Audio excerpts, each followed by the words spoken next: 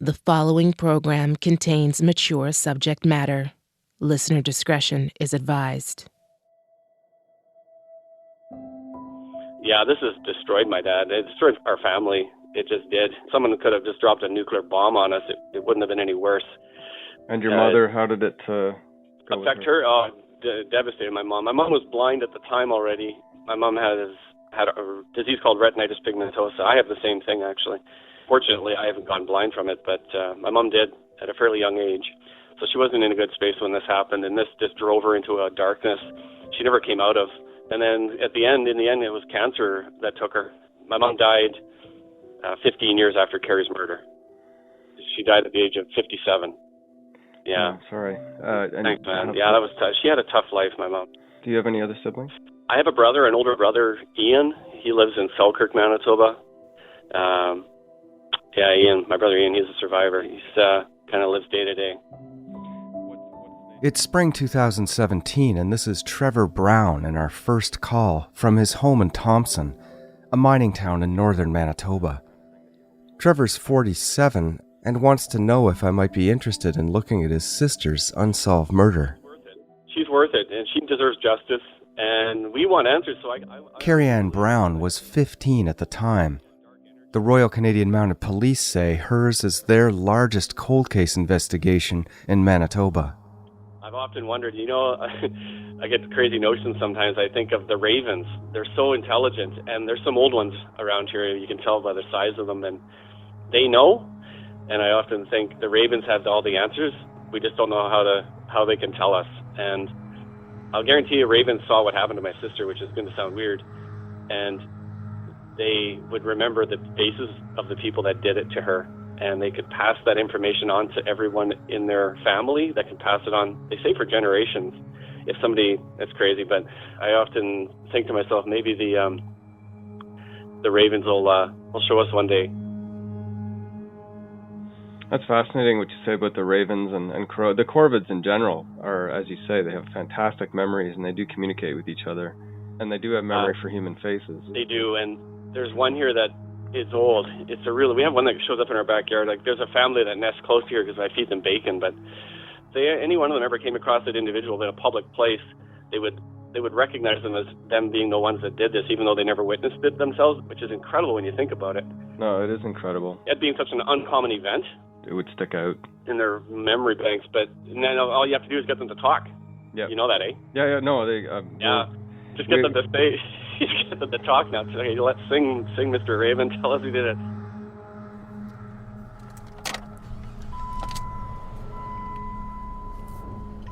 Forward to July 2017. It's a pretty compact little town so far. A few signs of it being a mining town. Big tower, big smokestack on the way in. I passed several ravens poised on the hydro poles along the highway just outside Thompson, about 800 kilometers north of Winnipeg, and then entered the town that Nickel built. Turn left at the traffic light, then take the first left. These are all fairly similar structures, bungalows with vinyl siding, low buildings, small lawns in the front. There's not very many tall buildings in this city, and if there are, they're related to mining nickel mostly, but also other precious metals. And that's what Kerrie's father, Jim, used to do. He used to work in the mines here. He's retired now.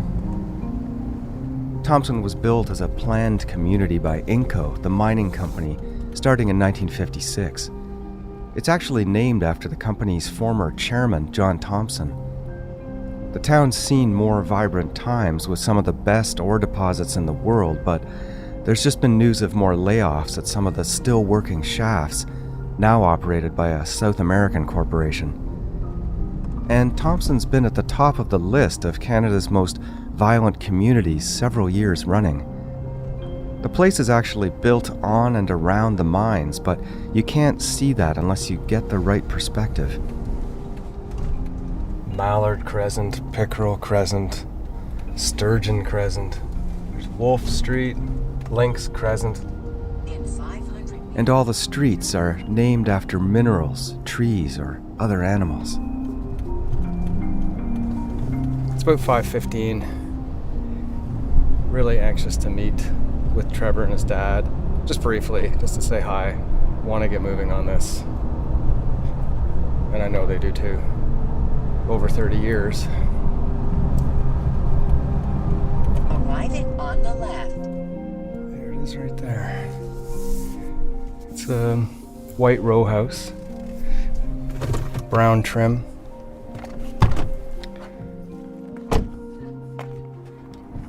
That's Kerrie Ann's picture right on the door.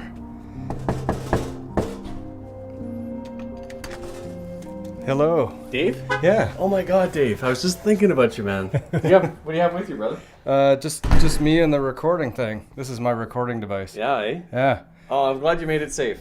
Yeah, I did. I'm sorry. I step into a small, white, utilitarian townhouse, passing through a screen door with a color photocopy taped to the front. On it, a plea asking anyone with information about Kerrie's murder to contact Crime Stoppers. A poster like this has been taped to this same screen door since the day Kerrie disappeared over 30 years ago, October 16th, 1986. The photo of Kerrie, taken by a friend on a nearby street just weeks before her murder, shows the profile of a light-haired teenager smiling back at me. Dave, please come in. Hey, Dad? Yep. Dave's here. No, I'll be right down. You bet. There, panel. Dave, are you thirsty? Trevor is tall, in jeans, with long graying brown hair, and wearing a royal blue hockey hoodie for the Buffalo Sabres. He looks like a country western star a few records past his prime. He's soon joined by Jim, his father, who's wearing a clean shirt and smiling dourly with pale skin and a soft handshake. Trevor's gregarious and speaks, I feel, almost as fast as he thinks, and Jim's more of a loner. Hello, sir. Mr. Ridgen, how are you? I'm good. How are you? I'm full of arthritis. You phoned the other day. I was on the bed there, and it rang about 4 times. I said, well, I better answer and see who it is. Yeah.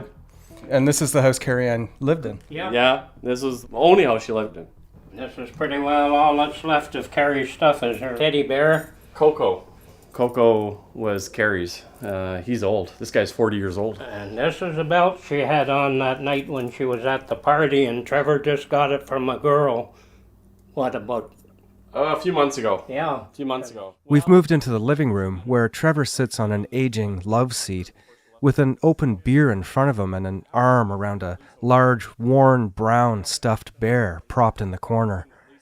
Around its waist and draped over its little shoulders, a 1980s-style belt made out of metal loops. Kerrie lent it to her. She wanted to wear it to A wedding or something? the next day. Kerrie took the belt off and gave it At to the her. party, she took it off, part of her outfit, and gave it to her friend. That's the belt. And Kerrie just took it off and gave it to her. That's how Kerrie was. I notice on the bare wall behind Trevor an ornately framed photo of a much younger, posed Kerrie, lit by a dull, incandescent light. The photo is tinged red with age. A single candy cane hangs on a nail next to the picture, like a question mark.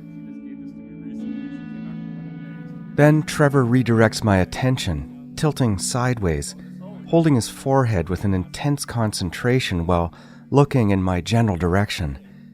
I realize that he can't really see me. Hey, Dad, does he have a beard? You shaved your beard. I do have a beard. Oh, Just okay. a little bit, yeah. Yeah. So tell me about your vision. Oh, my RP. I was born with RP. I got it from my mom, retinitis pigmentosa. I have tunnel vision.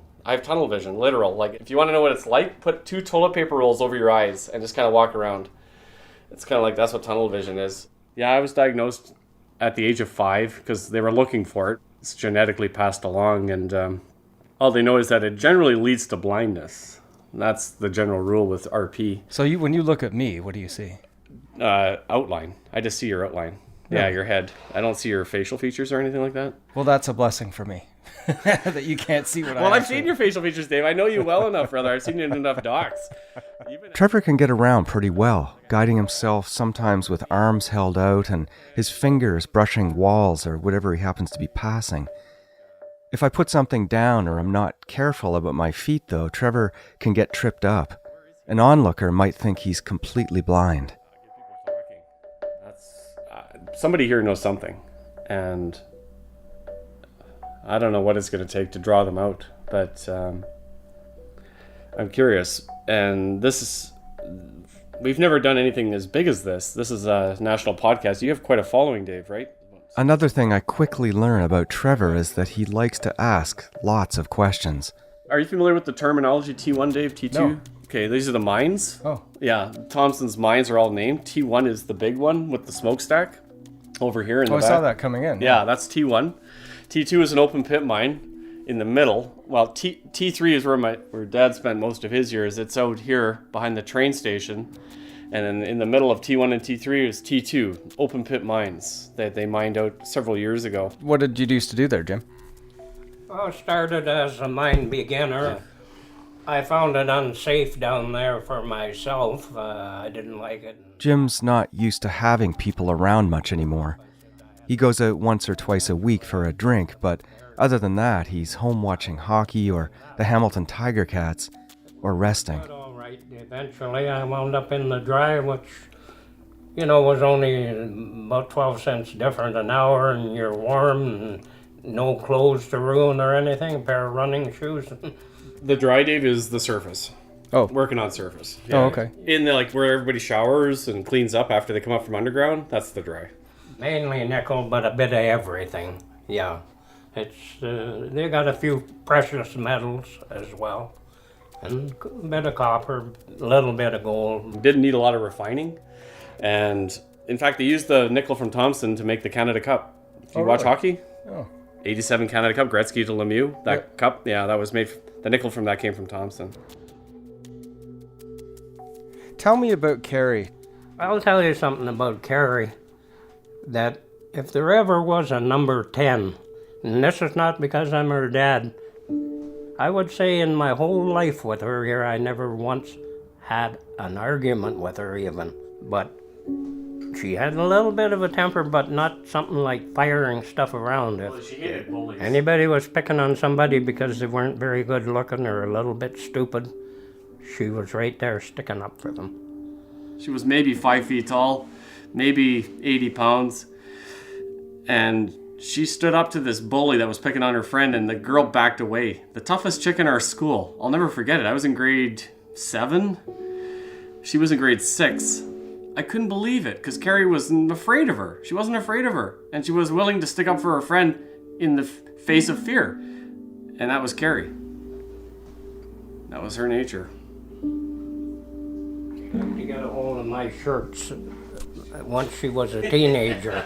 My jackets, And too, she'd just take them, put them on, roll the sleeves up, and take the both sides and tie it together in a knot at the front when she goes out the door with my shirt on. You can picture, right, Dave, the 80s? Yep. Oh, yeah. She was a tomboy, Dave. No question about it. She played baseball with us, football with us, street hockey with us. She was an athlete. She could run. Fuck, she was the fastest girl I knew, Dave. And she was my little sister. She was a year younger than me, and I was quick. Like, I could run. I was in track and all that in high school, and I was an endurance runner. I could run long distance. But she was a sprinter. She was faster than me, Dave, and I was quick. Like, I wasn't slow. Kerrie was small, but strong and wiry, and she had a lot of friends. On the night of October 16th, 1986, she went with some of them to a party at Doug Crocus's place. Doug went to the same high school as Kerrie, R.D. Parker, and lived on Trout Avenue. It's around 8 o'clock at night, Winnipeg.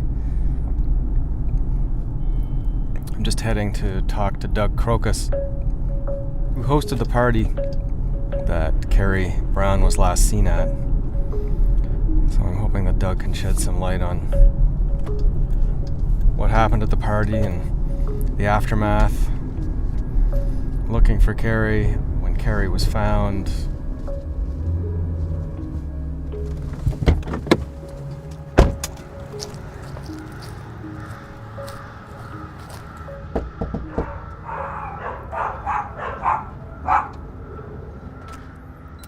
Hey, come on in.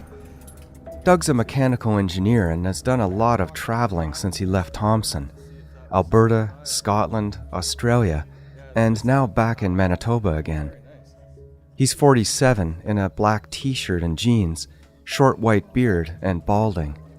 There's a brightly lit fish tank bubbling on the other side of the room. So why don't we just go with telling me what happened that day or what you can remember leading into.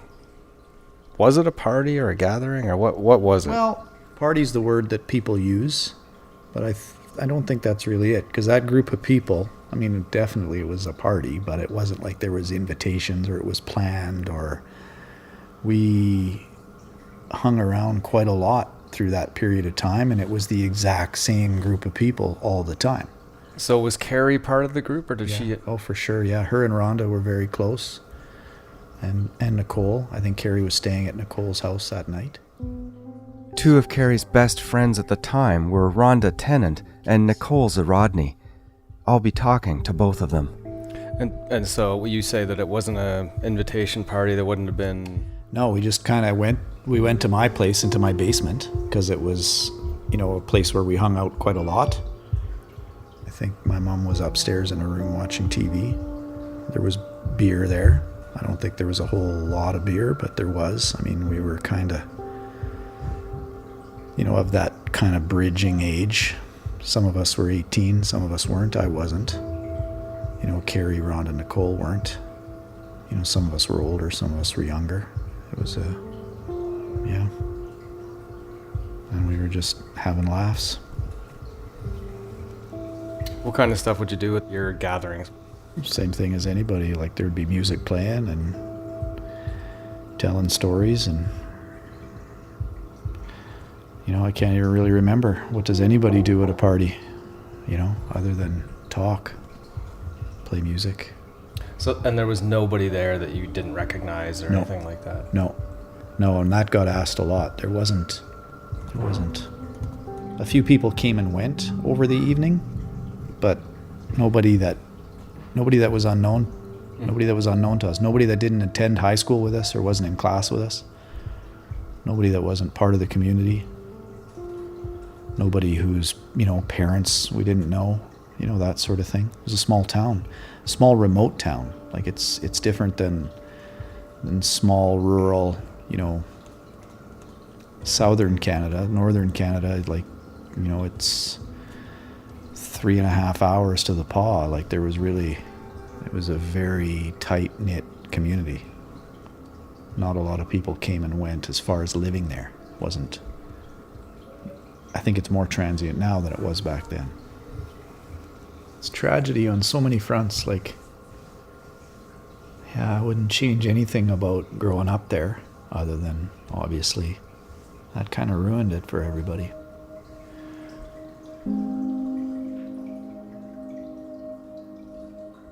Do you have any recollection of what Kerrie was doing or what her movements were that night?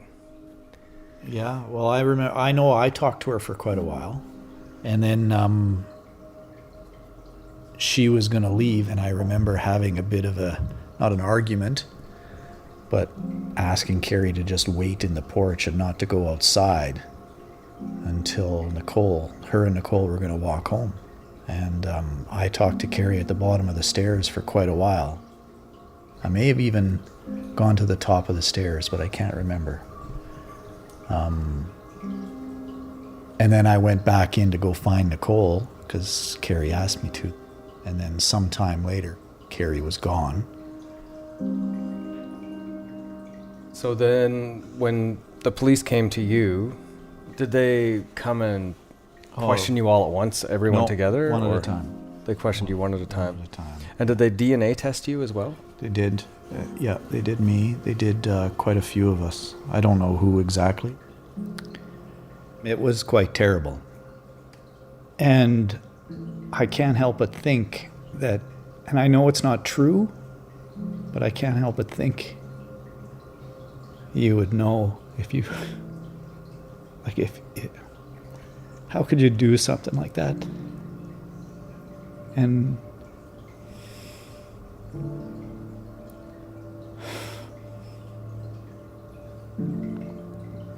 how could you do something like that and live amongst people normally?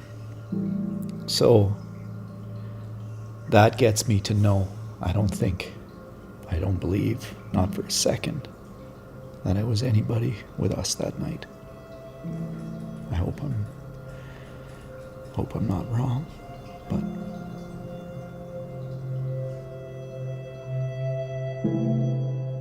Were you expecting a house, Dave, or a townhouse? No, I wasn't I don't have Anything. expectations. You don't have expectations, yeah. No, I just come and this is where it is. Yeah, this is our backyard.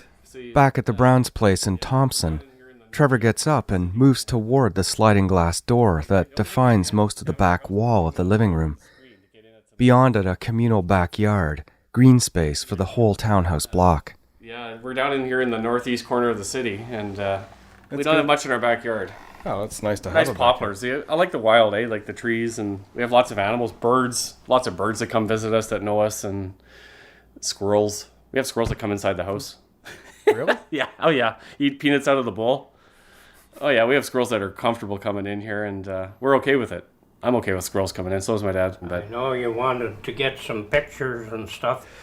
Everybody that came to the house wanted this, wanted that. I sent everything to Trevor in Winnipeg because they told me about 4 times now that I was dead. You know, I've been in the hospital. They keep telling me he's dying. And so give everything away pretty much. And Trevor, he moved in Winnipeg, left stuff behind. I lost all our photo albums. And how did you lose them? In a move.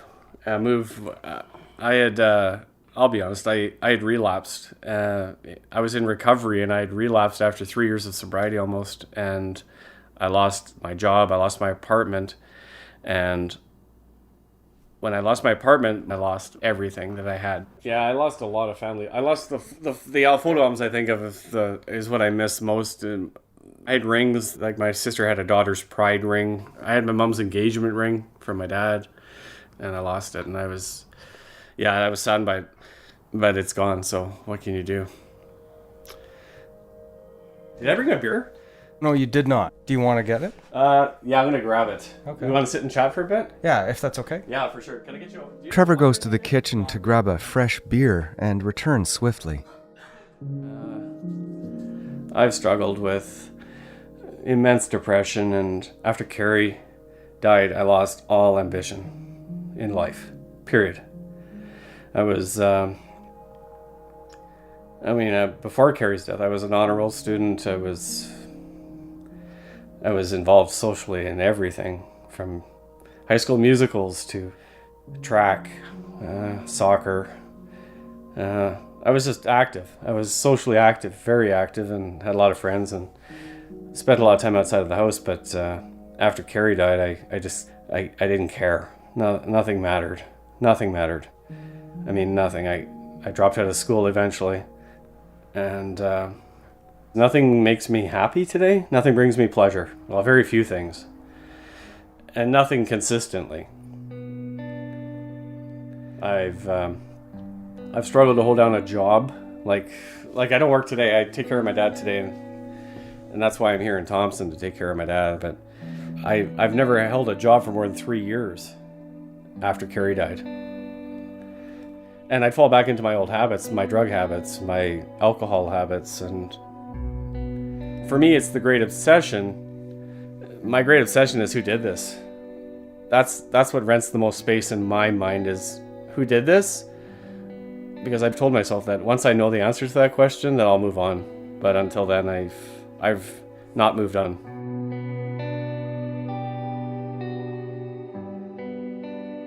I turn to Jim, who's sitting in his favorite easy chair near a bookcase. I ask him to tell me everything he can remember about Kerrie's last day. I took Kerrie uptown to see about a winter coat, and she's the kind of a girl that likes a little jacket that's not warm enough, and took her to different places up there, and we couldn't find one that she liked. So went to the bake shop, picked up some bread. She said, "Dad, could I get a donut?" The donuts were all fresh there. I said, "Sure, go ahead." And so she got a couple of donuts. We come home, had a big supper on the table, roast beef and potatoes and vegetables. And when it was over, These 2 donuts were there, and of course, Trevor, Ian, my wife, what are we going to do with 2 donuts? So it was my fault. I should have got a dozen, you know. And so there was a little conflict there, and she kind of went upstairs a little bit.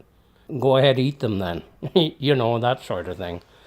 And then it was okay, blew over, and a little later on, Rhonda come over. You've heard Rhonda's name, I think. Rhonda Tennant.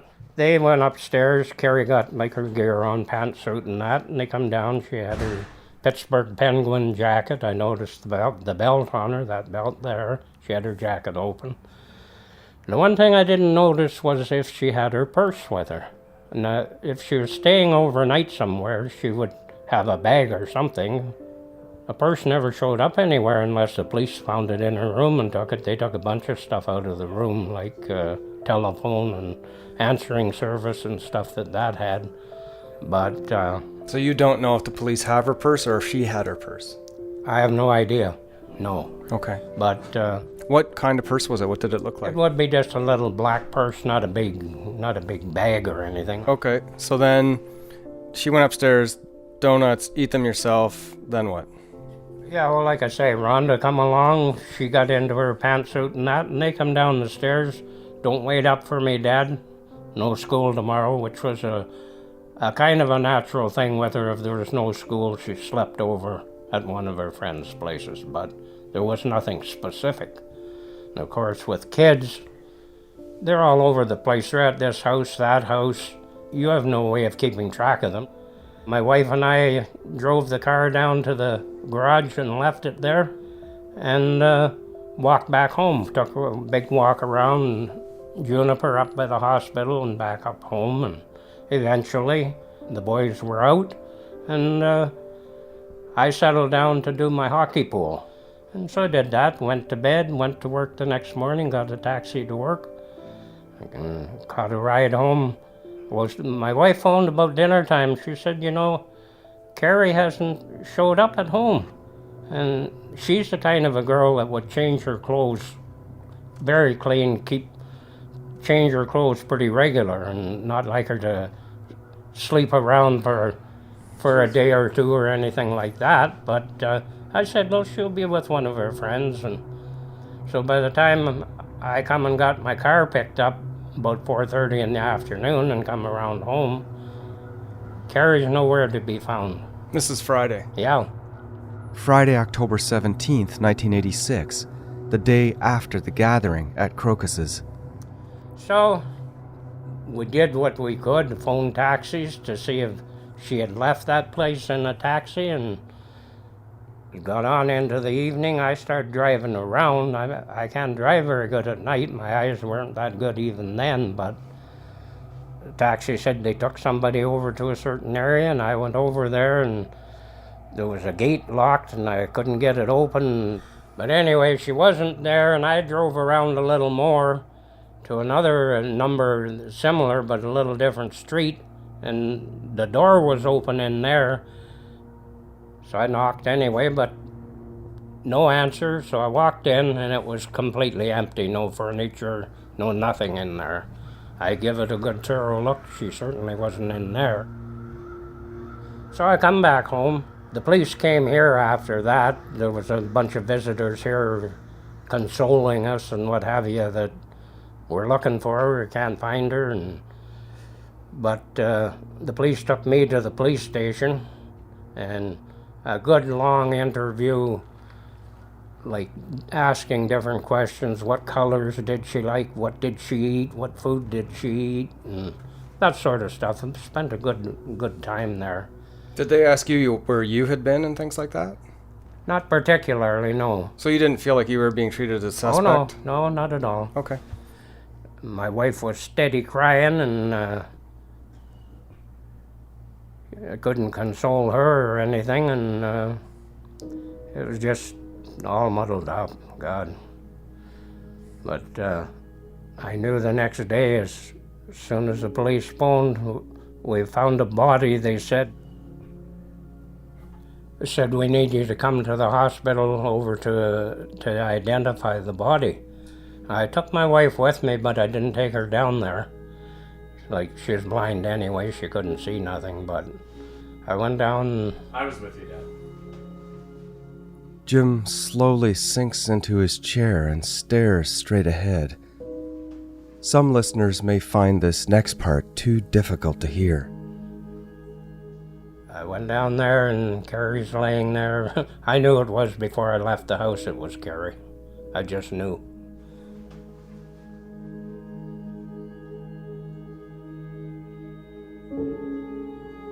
So there she's laying there. I noticed a sharp cut on her, under her one eye. It wasn't like a branch. It was more like a sharp knife, or razor or something, like a real neat cut. I told the police about it. No, that's nothing. There's a bunch of sticks out in the bush there. They were using sticks with blood on them. I give her a kiss. She was just cold as cold could be, naturally. I got after the police. I said, why the hell didn't you get out there and get looking when we told you? But I did, I guess they did. They said you got to wait 48 hours before you can do too much because they always show up. But she didn't show up when they did. Different people that had been out there and had seen her said she was popped on the head so hard that her eyes popped. Well, you told me stuff, Dad, that you witnessed. And David, you might want to know what he told me when he witnessed back in the day. And that was that you swore that someone had hit her so hard over the top of the head that it forced blood out of her ears. yeah, well, that's true enough. And that it was matted all through her hair. Well, the body laying there, yes, she had blood, a lot of blood on her and in her hair and what have you. But I mean, she was quite recognizable as my daughter. No, I didn't stick around there too long, to be honest. One policeman was standing out there, and I know I tied into him. But The fractures that occurred on her skull were simultaneous. They were one after another. There was multiple fractures to her skull and her jaw and her neck and her chest. Her upper body was completely hammered, and to me it was a mess. And they used sticks. That's why the cops would have the sticks, but I think they used a tire iron too. I don't know that, but I think. Do you have the autopsy? I used to. It was in that photo album move that I lost all my pictures in. You should be able to get that from the police. There were Winnipeg. Her body was sent to Winnipeg. Oh, so that's where the coroner's report came from. Yes, okay. Winnipeg. Yeah, all her forensics are in Winnipeg. The coroner's office has the copy. They, if we were willing to pay for it, I remember the final autopsy report I couldn't afford. I'll buy it for you. Yeah. Yeah.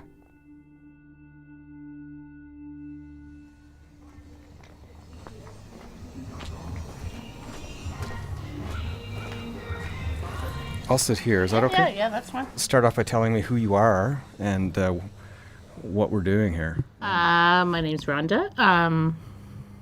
I probably lived in Sudbury. Well, my dad moved us here after the murder. I was 16. So I've been in Sudbury ever since. Rhonda Tennant, one of Kerrie's best friends, sits across from me at her home in Sudbury, Ontario, at a picnic table set inside a screened backyard gazebo.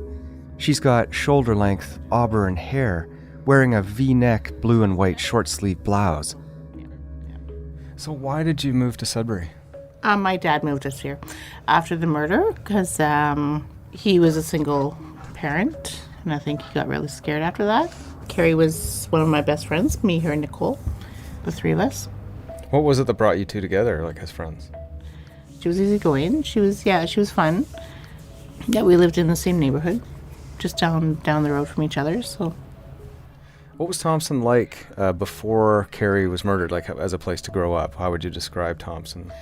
Well, everybody pretty much knew everybody. Like there were no school buses.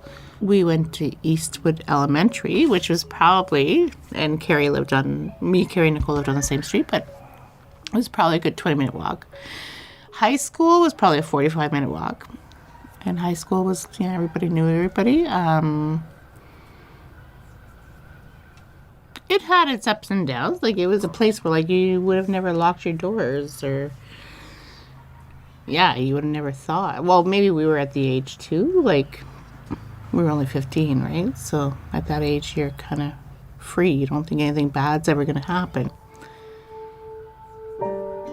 I probably can't remember the day, but the evening, I remember we were walking. There's maybe 10 or 12 of us walking to a party. It wasn't very late. You and Kerrie, and was Nicole with you too? Yes. Okay. Yes. Can you tell me anything about the party? I don't think I was there for very long. I think we got there about 9:30, 10. So I had to be home for 11, so. At the party that night, do you recall anybody drinking anything? Oh, yeah, there were people drinking. Yes. Yeah, there was alcohol involved. Including you and Kerrie and the rest? Yeah. Yeah. How much would you say was being taken in? I don't know, like, for myself, not much, because I had to be home early. But for her, even for her, like, by the time I left, everybody was fine. So, yeah. When you left, she wasn't stumbling around No. or, like, slurring speech or No. out of control in any way? No. And did you talk to Kerrie at the party? Oh, yeah. Yeah. Her and Nicole. And after that, I said goodbye to everybody, and I left. Kerrie seemed to be what kind of mood or state of mind? Yeah, no, she was in a good mood. She was fine.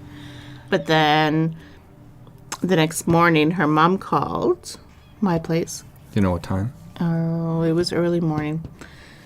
Because with me and Nicole and Kerrie, we used to sleep at each other's places.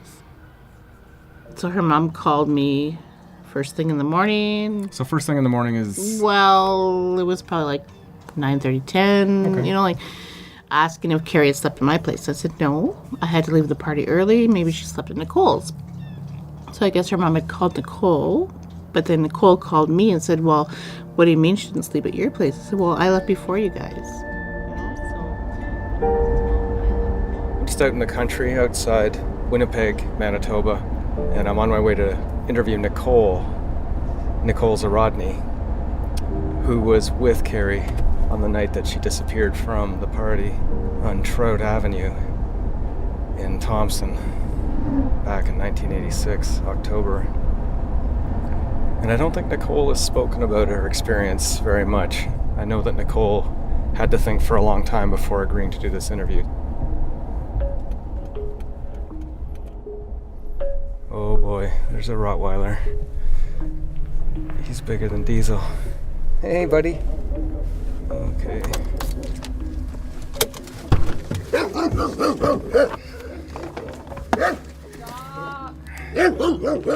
Hello. Hi. You're Nicole? I am, yeah. I'm David. What's your dog's name? Harley. Harley? Harley! He won't bite me if I go talk to him? Probably wouldn't. He probably wouldn't. No, Okay. he's never bitten anybody. Hello, Harley. Okay. Okay. Maybe I'll just stand over here. Yeah. Yeah. We'll go in the house. Nicole's got the no bullshit but caring demeanor of someone you feel like you've known forever. She's in a green t-shirt that says, "I ain't no yuppie girl, Jack," with blue mirrored sunglasses propped on her brown hair. So where's comfortable for you to... I don't care. Okay. Wherever you want, wherever you're comfortable. You can sit at the table, couch, I don't care. Okay. She leads me into her living room where I sit on a leather couch underneath a giant moose's head mounted on the wall. Above Nicole, a blown-up photo of a blue half-ton truck from the 1970s on a backwoods gravel road.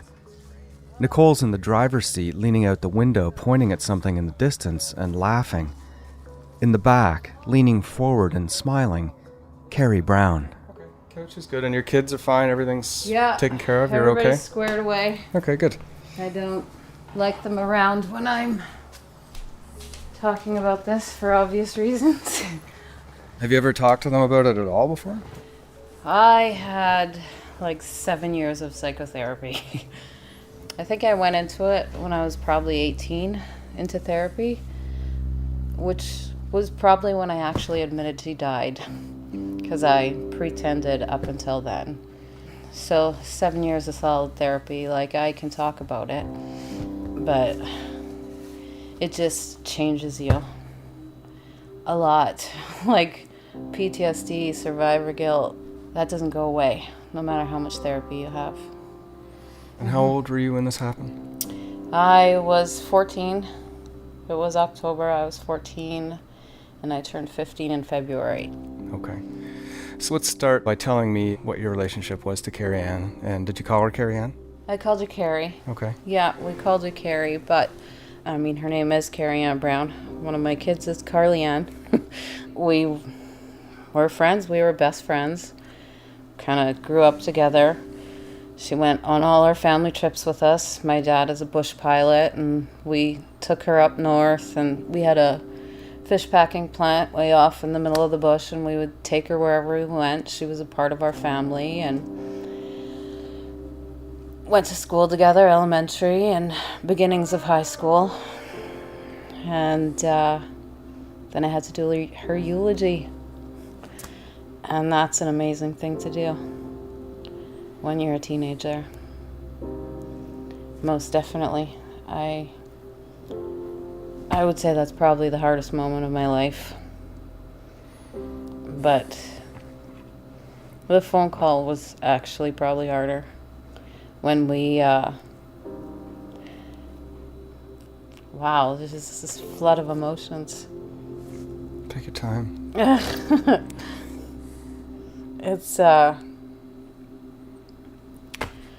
It's good to talk, but it's sometimes hard, and I don't like to be emotional, and it's been 30 years, but I can see it in my mind's eye, like I see you. I replay that night so much.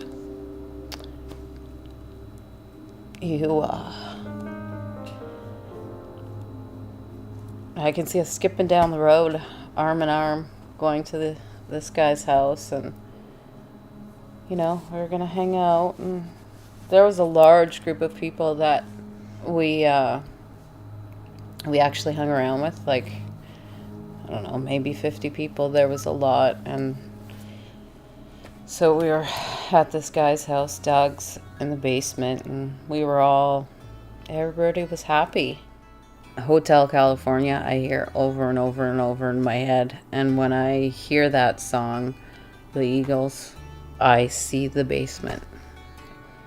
And I was sitting in this chair, like one of those old lazy boy rocking chairs, and she would always sit on my lap, like I was like the guard dog, and that was how it was. And she was sitting on my lap, and we were happy. And then her ex-boyfriend walked in, and then she wasn't happy anymore, and we were leaving. And you say her ex-boyfriend showed up. What was his name? Do you know? Charles Gregoire, and he went by Chuck. He showed up, like he had been dating this other girl before Kerrie, then had dated Kerrie, and then they had just broken up within a few days, or less than a week anyways, of this party.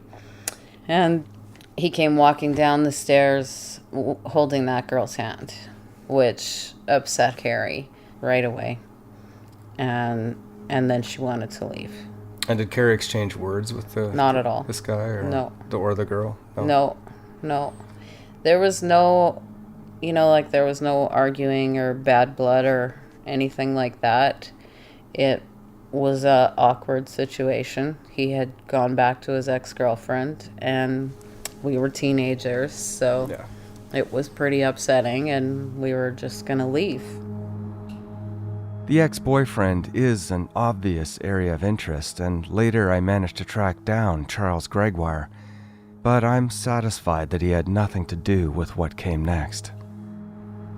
We went out, and I forgot my purse, and I said, no, I'll get it tomorrow, and we kind of went back and forth, and she was like, no, get it now, and we walked back into the house, and I went down to get my purse. And okay, so then you saw Kerrie come back into the house? We walked back into the house together, and like there was a landing at the top of the stairs, and she was standing at the landing, and I went downstairs. When I came back up the stairs, my ex-boyfriend was on the stairs and arguing with me, and I just remember looking up and seeing her standing there. And And how long between the time you went downstairs, she was on the landing, and the time you went back up, would you say? Because you say you met an ex-boyfriend of yours on the way back. Yeah, like it was minutes, just a minute or two, and I got my purse, and then when I got to the stairs, I probably argued with him for 10 minutes or something. Your ex-boyfriend? Yeah. What was the gist of what he was talking about? Well, he wanted to date again, I think, and I didn't. When you were arguing with your ex-boyfriend, did you see Kerrie at the top of the stairs? Yeah. Oh.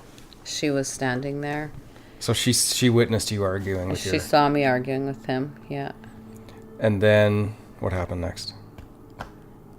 The next thing I know, she wasn't standing up there any longer. She must have just got sick of it and stepped outside. I went out when I finally got fed up with him, and I went out, and PTSD is funny, hey? Because as I talk about it, I can feel and smell everything that I did back then. And it was just starting to snow. It was October, but it was Thompson. And it was just lightly snowing, and I can just feel little snowflakes on my face. And I was calling her, and I walked around the back of the house, and I could see her footprints in this light snow. How did you know it was Kerrie's footprints? Well, they were coming from the house, and it had just started snowing. Did you notice any other footprints next to hers from the house? There were no other footprints. There were only hers, and they stopped at the end of the driveway. There were fresh tire tracks, which at the time I thought, I didn't pay a lot of attention to. I just thought they had covered up her footprints. So then I couldn't tell which way she would have gone. I followed the footprints to the end of the driveway, and there were no more footprints. So, can you remember anything about the tire tracks? No. I wish I had paid attention to them. I wish I had looked to see if, a drag mark or something. But I really didn't. It didn't set in, I would probably say, like for 45 minutes before I started to panic. And she was staying at my house that night. So I walked towards my house, and she wasn't anywhere to be seen. And so then I went back, like they're just little areas in Thompson, little bays kind of. Mm-hmm.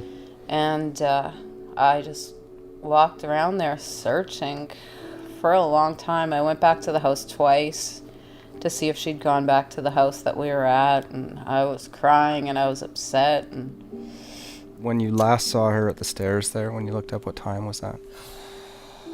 It had to have been close to midnight. My time, I'm not sure of my time. I just knew I was past curfew. I was supposed to be home at midnight. And I got home about an hour past my curfew, and I had looked for her at least an hour and a half, walking around and going back and, arguing with people. And then when I finally decided I needed to go home, I went home, and of course I had had a couple of drinks, and my mom, may have even been the first time, but it was very, very new. I didn't come home smelling like alcohol or anything beforehand. And so she was upset with me. And as soon as I hit the warm air, I just got sick. And I was crying, and I was saying, we have to go look for her.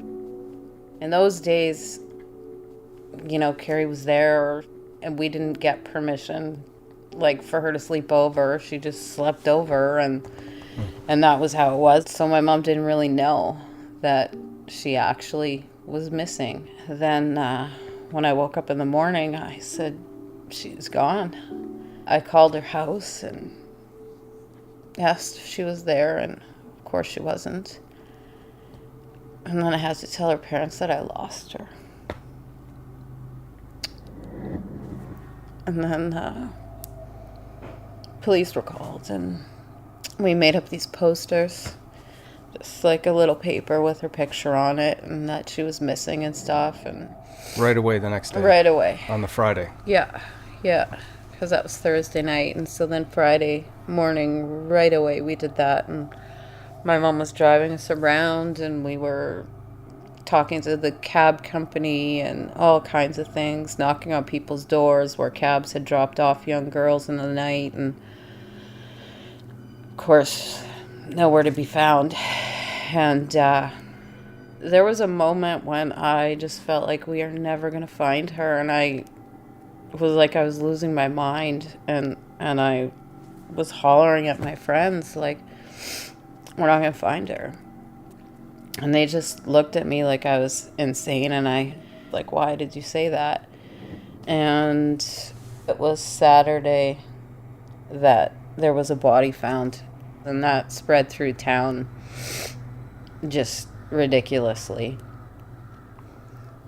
You just know. You just know. But I went home, and a lot of my friends ended up at our house. I just remember it was almost like your life just left you. Like, couldn't compute. I couldn't respond. For hours, I just laid there.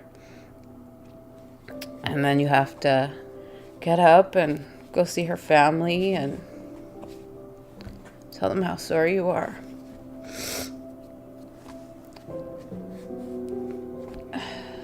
It's hard to get over stuff like that.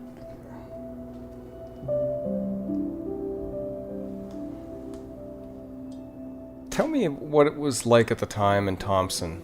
It was a good place.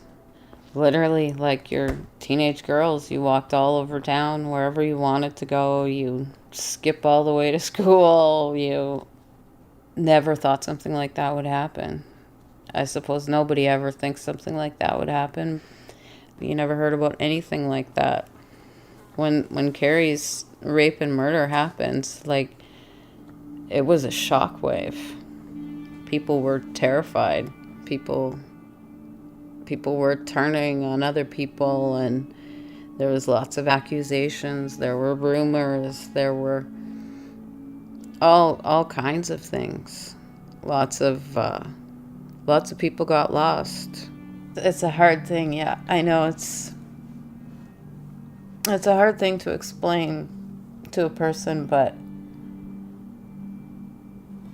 when you're the last person, and yet I always, over the years, people would always say, and all the news articles, the last person to see her alive, the last person, and her friend, and all this, and I would even refer to myself as the last person to see her alive, but I really wasn't. I was the last person that loved her to see her.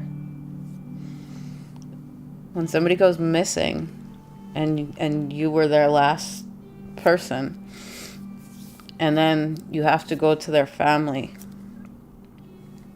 and say you couldn't find them, and you have a hard time putting that one to bed. And I know, like, it wasn't my fault. I didn't do it. I was a kid. You didn't know any of that was gonna happen, but you relive those moments. And for the people who did love her, I was the last person. And when I talk about forgiveness and stuff, I guess that's something I have to forgive myself for. My sister lives in Thompson, and when I go, I always go stop and see Jim and Trevor. And really, like, Trevor's like my brother. Trevor changed a lot too. We all got a little lost. When I become focused on Kerrie's case, days can pass, and I'm there. I'm stuck, and you eat, sleep, and breathe that. You can't get beyond it. And probably the only thing that saved me in my life was my children. They will come to get me in the darkness, you know, if that means they just lay there beside me and talk to me and they can pull me out of it. But Trevor doesn't have that. He doesn't have anyone to pull him out. And he is immersed in that world. And it absolutely breaks my heart. It's been a long road for a lot of people. You know, the other night I walked outside and I was just wearing shorts and a t-shirt like this, and it was a little cooler. And just as I got outside, the cold air hit me, and just this, it happens so fast. Some little switch goes off in your brain, and my eyes just watered, and I thought, because I feel like she was cold. Like she must have been really cold laying there. And I can hear her calling me, and I can hear all these things that nobody would ever want to live in that head. But, sorry. It's okay, you got me going too. Hopefully I haven't dragged you. I'm all right. You haven't dragged yourself into the ditch too far. No, I'm pretty tough. Yeah. Everybody says they're tough. I know. I got 4 really good life preservers. Yeah.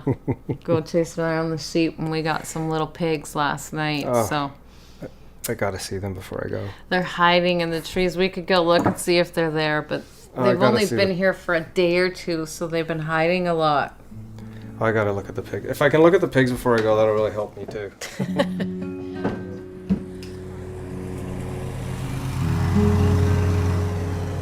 Nicole has created a little therapy ranch on part of their large property. She's a social worker in a school system here, and she says she's at her best with children and with other animals. I want a smaller little pig pen here, because this is better for the sheep. She's brought in sheep and pigs and built a kind of sanctuary for them, and for her. I wish Trevor and Jim had something similar. I see a pig. I see pig. Oh, they're both there. Hi, pigs. Hi, piglets. Oh, guys. No, this way. They're so incredibly fast. I want a smaller little pig.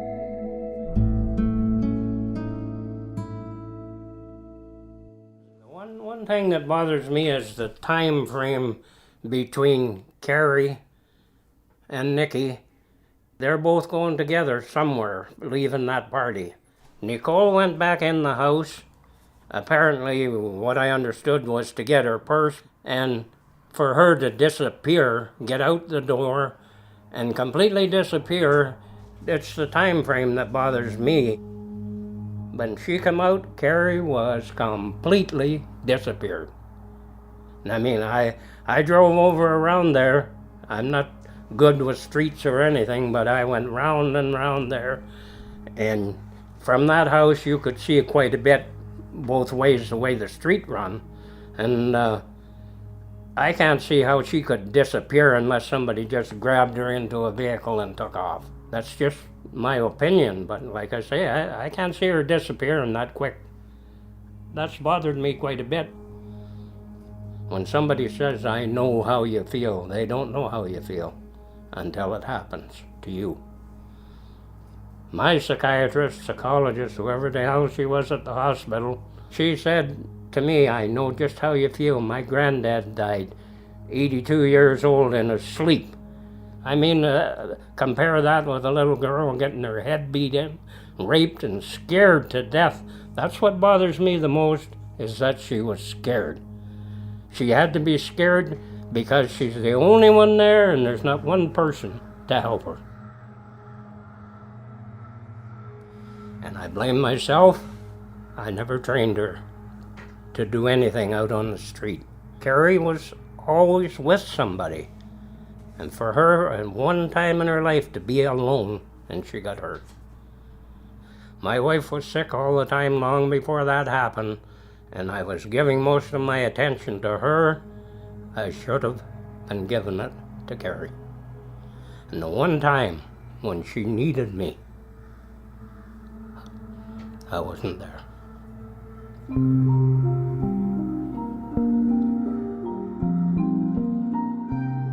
Kerrie was found on the other side of the Burntwood River, just off Mystery Lake Road, on the outskirts of Thompson.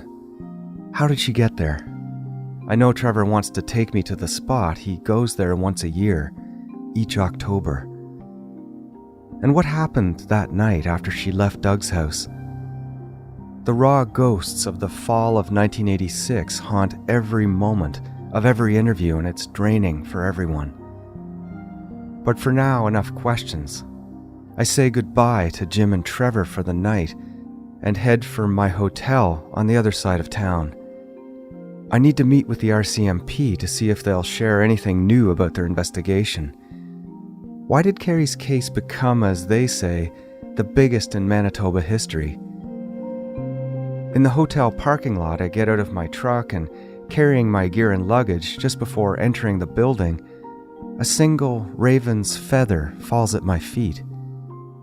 There's a breezeway roof overhead, so I'm not sure where the feathers come from, but I hope it helps.